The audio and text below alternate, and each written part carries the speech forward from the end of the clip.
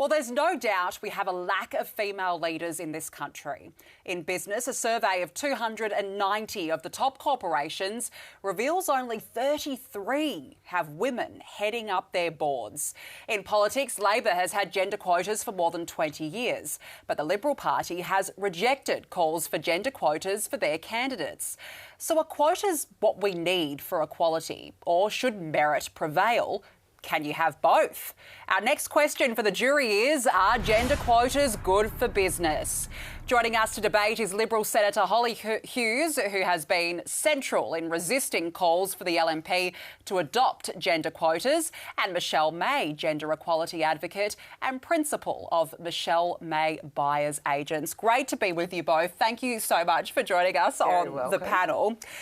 Michelle, we'll start with you because you've come from the Netherlands where gender quotas are actually enforced. What was your experience with that? Look, it's something that you just grow up with. And so coming to Australia, it was a bit of a culture shock, I'm not going to lie. And I didn't realise how much of a feminist I was until I came here, because it does take you back as a woman. You take a step back from where I thought I was. And equally, look, in Europe, we've had gender quotas for more than 20 years, very successfully. So Norway was one of the first to start it, and it's a part of life there. So it would be great to see the same here. Yeah. And what about you, Holly? Because you're a champion for the No campaign. Look, absolutely. I do not support. But why not? Look, there's a multitude of reasons I don't support it. And I guess the first question I would ask is, are we actually talking about two genders? Because in some circles, we're not allowed to acknowledge that it is that binary, that it's male or female. And this is where this debate just goes absolutely wild. But I think there's a lot of... I would be personally horrified and embarrassed to think that I was ever selected for anything because of my gender. Now, I've been around politics and in Parliament, I've been in politics 20-something years. Never once when I have run for anything has been being a woman part of my campaign. But I'm also a mother of sons. I've got a mother of a daughter and a mother of two sons. I worry for my boys. My girl is amazing and she's going to be amazing and she's going to be well supported and well encouraged through whatever she wants to do. I think for today's boys, it is very, very difficult for them because they are seeing women being pushed forward, girls being pushed forward. And if you are a white, heterosexual male in Australia now, it is almost a dirty word. But the thing is as well, I feel that if you do have these gender quotas, there's a stigma attached. So even if you are the best person, even if on merit you are the best person, in the workplace, in the parliament, in the media, were you just put there to make up the numbers? I just think that is horrifically embarrassing. Oh, well, I'll take that point. So, Michelle, for example, if you are a female, you are subpar, not very good at your job, but suddenly you are a shoo-in to become the board, the chairman of the board, chairwoman of the board. Shouldn't it be based on merit? I mean, what's the argument here? The argument is that currently it's not done on merit. I mean, it's still very much a boys' club. As long as we've got adult grown men crying on TV because of the horror that their grandson is going to be in a co-ed school, we realise that it's not done on merit and that there are certain advantages to being a male in this society. And it's interesting to see that the point of merit is only brought up now that men are actually going to have to compete in a level playing field. It is a known fact that women have more higher levels of education than men.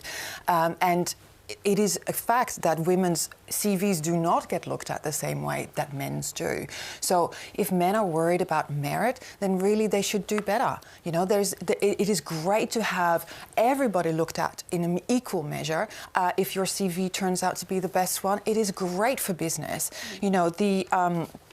The OMFIF has stated that at its current progress, it's going to take 140 years in order to reach any kind of parity whatsoever. That is way too long, way too long. We've already got over 50% women in the Australian Senate. So sure. In the Australian Senate, there are over 50% women. There have been huge advances already. My mother was a flight attendant who had to quit when she got married. Yeah. one generation, her daughter is in federal parliament. We have had huge advances already, and we just need to make sure the pendulum doesn't swing too far. I want to see how the jury is feeling about quotas. Hannah, as a woman yourself, do you think we need gender quotas? Absolutely not. Why? Because what we need to really strive for is to achieve the best person for the job.